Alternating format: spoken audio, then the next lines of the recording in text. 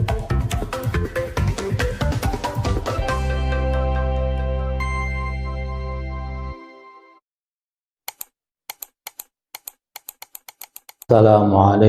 warahmatullahi wabarakatuh.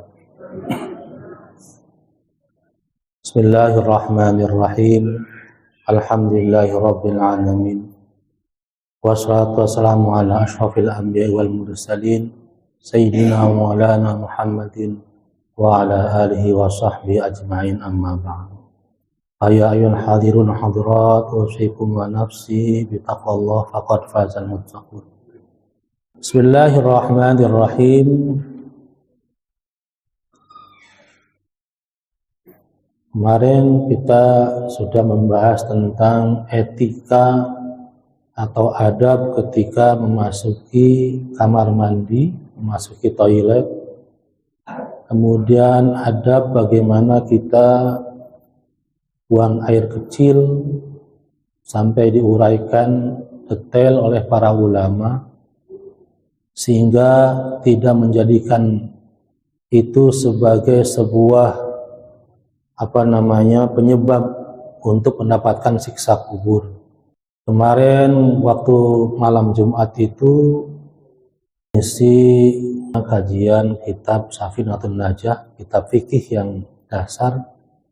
Di situ ditemukan bahwasanya ada tabtulu as-sholatu, salat itu batal dengan sebab 14 hal. Di antaranya dengan al-hadas, wabil hadasi, dengan datangnya hadas. Salat batal karena kita berhadas, baik hadas kecil ataupun hadas besar. Kemudian dijelaskan di situ bahwasanya ada orang yang daimil hadas. Ada orang yang daimil hadas, selalu berhadas. Di antaranya adalah orang-orang beser. Orang-orang yang mungkin sudah sepuh, klepnya itu udah kendor, jadinya sering pipis. Nah, ini bagaimana? Sementara kewajiban sholat itu tidak boleh ditinggalkan dalam keadaan apapun, termasuk daimil hadas, orang yang selalu berhadas, sudah pipis, sudah bersih, batuk sedikit pipis lagi, harus disumpel atau diapa. Kalau di perempuan itu namanya ada istihadah, darah penyakit. Maka dalam hadisnya dijelaskan itu sama seperti pipis, darahnya ngalir terus padahal bukan masa haid, namanya darah istihadah. Maka dia tetap wajib sholat. Bagaimana supaya itu ya disumpel ya. Kemudian ada lagi diantaranya adalah diwuqu'il najasati itlam tuqa halan min ghairi hamlin. Sholat batal ketika kejatuhan najis yang tidak segera dibuang, min ghairi hamlin, tanpa ada bekas. Ketika lagi sholat tiba-tiba kejatuhan tai cicak di sini, kita kerasa, segera dibersihkan. Tapi ketika ternyata ada bekasnya, maka batal sholatnya. Karena kita bawa najis. Maka di situ diwuqu'in najasati idlam tulqa halan, dengan ketiban kejatuhan najis yang tidak dibuang segera. Tapi ketika dibuang segera tidak ada bekasnya, maka boleh dilanjutkan, masih sah. Tapi ketika ternyata basah itu, kotorannya, cicaknya basah, maka ada bekasnya, maka najis hukumnya, maka sholatnya tidak sah dan batal. Berikutnya adalah dengan memakan, dengan melakukan hal-hal yang membatalkan puasa, maka sholat juga batal. Umpama lagi sholat, kemudian ternyata di dalam mulut itu ada selilit ya. Ada selilit, kekorek sama lidah, kemakan. Amdan sengaja maka batal. Atau dengan memasukkan sesuatu ke telinga, seperti apa tuh, korek kuping. Puasa batal ketika lagi puasa kita korek kuping. Begitu juga dalam sholat, maka batal. Kemudian berikutnya adalah bergerak secara berurutan 3 kali. Maksud yang sini bergerak adalah bergerak menggunakan anggota badan yang besar. Contohnya tangan, ini tangan. Makanya ketika kita doa kunut itu, kita nggak boleh nambahin meraup muka. Jadi jangan pakai ketika doa kunut Allahumma, angkat aja Allahumma hdina fiman hadait. Ketika wasud tidak boleh diraup mukanya. Kenapa bisa itu? Namanya menambahkan gerak menjadi 3. Maka bisa menyebabkan batal sholatnya. Kan tangan anggota besar ketika doa kan. Ustaz, saya ketika doa kunut kemudian raup muka enggak. Tapi insya Allah kalau mau raup muka juga enggak batal karena tidak berturut-turut. Yang membatalkan itu adalah bergerak 3 kali berturut-turut. Maka sholatnya batal. Kemudian lalu bagaimana masalahnya ketika sop di depan kita ada yang batal keluar, nah kita ada di belakang.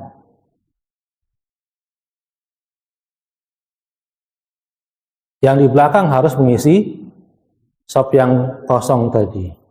Maka gunakan caranya bagaimana supaya tidak bergerak lebih dari 3 kali berturut-turut. Karena kalau 3 kali berarti batal. Maka yang enaknya itu ketika sop di depan itu batal, yang enak tuh di sampingnya, Pak. Jadi detail sekali diulas agar ibadahnya benar-benar diterima oleh Allah Subhanahu wa taala sesuai dengan kaidah yang diajarkan oleh Rasulullah sallallahu alaihi wasallam. Wah, daripada begitu mending lompat. Kan enggak 3 kali, mending lompat. Jek langsung. Termasuk hal yang membatalkan sholat.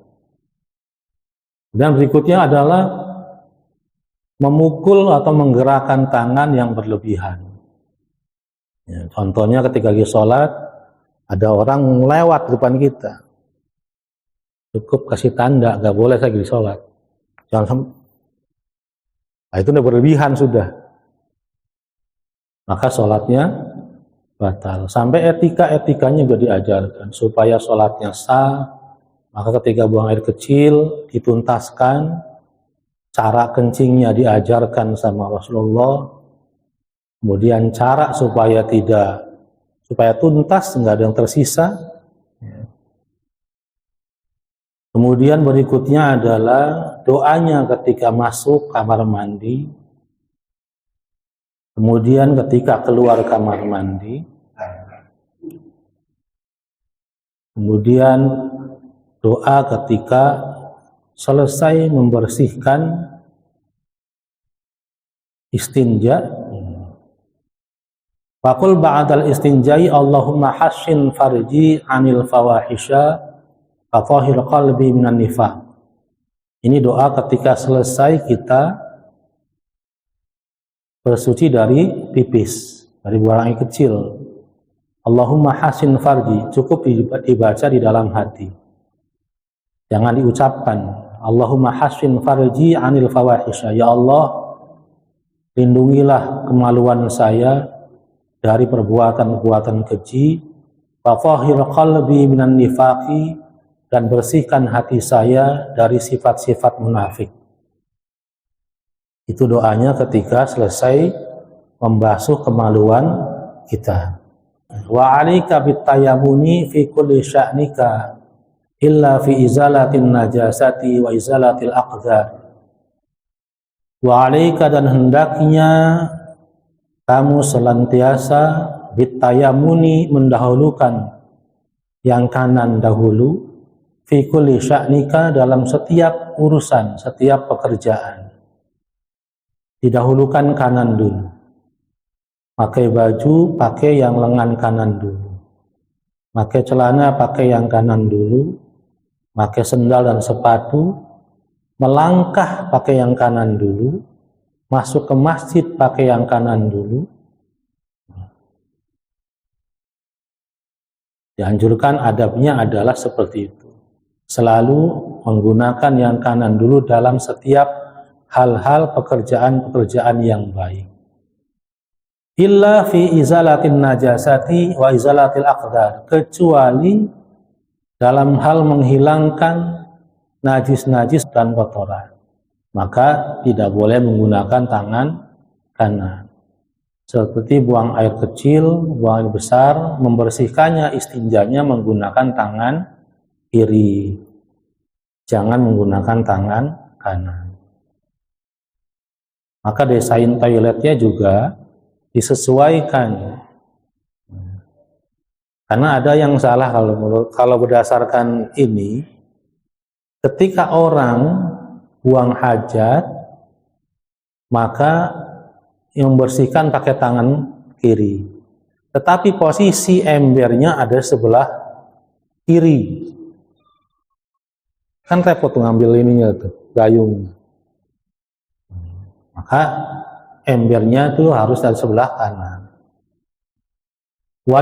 Waddukhuli ila al-mawadi'i allati min sya'niha al-istiqdar.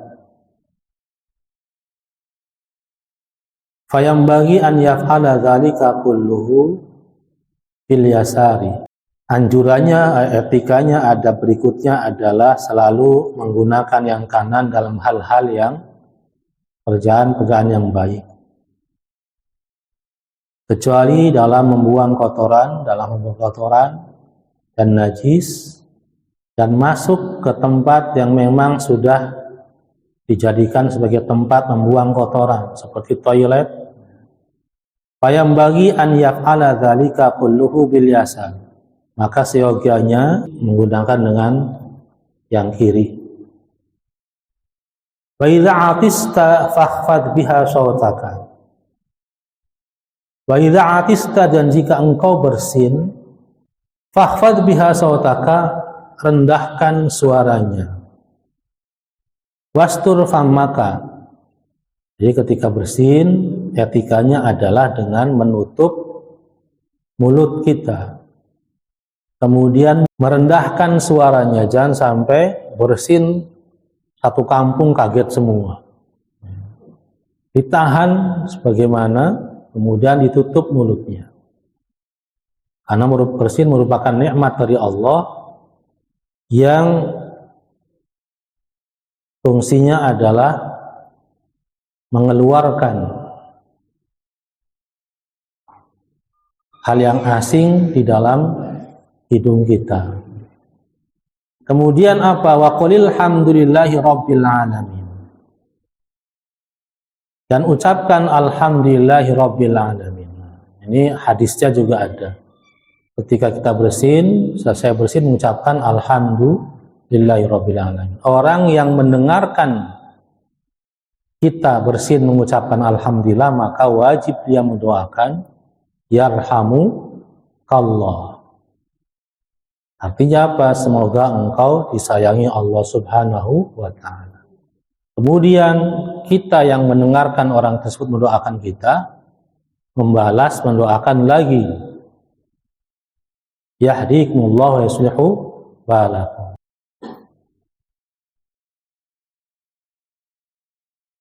Wala tabsuq illa an shimalika aw tahta qadamikal yusra. Wala tabsuq, dan jangan meludah, illa an shimalika, kecuali ke arah kiri kamu. Ini etika kita ketika meludah. Jangan ke depan, jangan ke kanan, tetapi meludahlah ke arah kiri.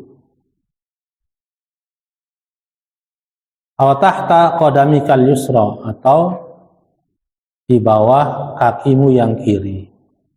Adabnya berikutnya ketika kita meludah adalah ke arah kiri, kemudian kafarahnya adalah apa?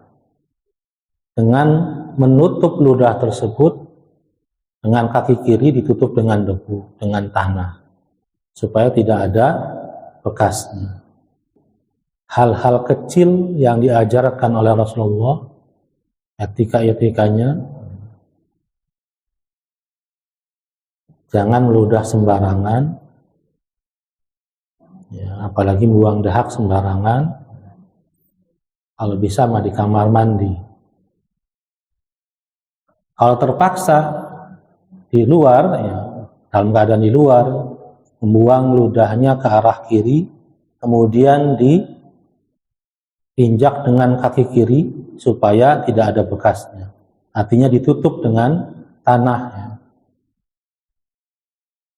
supaya tidak ada bekasnya, atau kuman yang terkandung dalam ludah tersebut tertutupi sehingga tidak menyebar. Itu maksud dan tujuan daripada adab tersebut. Wa 'alaika bisyiddi afwahi al-asqiyati wa tahmiril awani, dan hendaknya kalian selalu menutup tempat-tempat minuman dan wadah-wadah air seperti gelas. Wa ighlaqil babil malali la siyama indan naum. Ini adab berikutnya adalah kita dianjurkan selalu menutup tempat-tempat minum di gelas, teko dan yang lainnya, dan juga menutup wadah-wadah tempat penyimpanan air, jangan terbuka. Kemudian apa? Dan menutup pintu ketika malam, la siyama indan naumi, apalagi ketika mau tidur. Wa indal khuruji minhu, dan ketika mau keluar dari rumah. Wala tanamu hatta tukfi'a kullu narin fil baiti min sirajin wa ghairihi aw nawariha. Wala tanamu, dan janganlah kalian tidur hatta tukfi'a, sehingga dipadamkan kulla narin, setiap lampu, setiap api fil baiti, dalam rumah, min sirajin wa ghairihi. Kalau cukup, mari kita sama-sama akhiri membaca doa bermasjid. Subhanakallahumma bihamdika asyhadu an la ilaha illa anta astaghfiruka wa atubu ilaik. Assalamualaikum warahmatullahi wabarakatuh.